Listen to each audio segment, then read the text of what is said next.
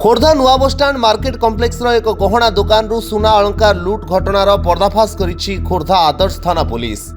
2 KG 638 ग्राम रूपा, TVS Apache bike, 2टी लुहा rod जबत करने सहित अभियुक्त बालुगाँर चंदन नायक को गिरफ्त कर कोर्ट चालान करिछि पुलिस।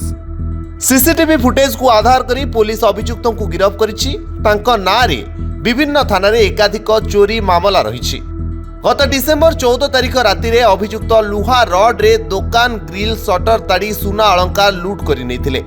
दुकान मालिक दिनेश साथुआंक अभियोग क्रमे पुलिस मामला रुजु करी एक स्वतंत्र टीम गठन करी विभिन्न स्थान रे चढ़ाऊ करिथिला। हमर थानार एसआई दिनेश कुमार पिंगुआंक नेतृत्व रे गोटे टीम गठन कराइतला आईएससी प्रत्यक्ष तत्वावधान रे एवं से टीम से दिन लागिथिला। विभिन्न सीसीटीवी फुटेज जांच चलथिला। ई सब विभिन्न सोर्स को तदंत चलथिला एवं तापरे आमे जन को धरिचु एवं ए गड़खोर्धा अंचल जन को धरिचु एवं ताठरू से चोरी जाइथिबा रूपा अलंकार जबत होईछि, जार ओजन हला 2 केजी 638 ग्राम।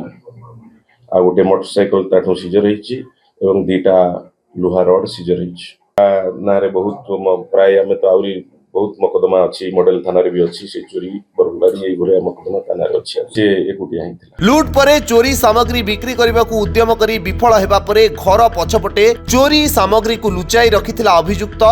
आज पूर्वाह्न पुलिस टीम अभियुक्त ठिकाना रे चढ़ाऊ करने समय रे घटना संपर्क रे स्वीकार करिथिला अभियुक्त।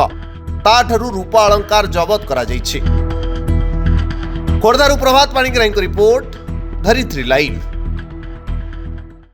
एई भिडियोटी आपनकु केमिति लागिला कमेंट करि जणांतु। धरित्री लाइव रो यूट्यूब एवं फेसबुक चैनल को सब्सक्राइब करंतु। अधिक खबर पई लॉगिन करंतु www.dharitri.com।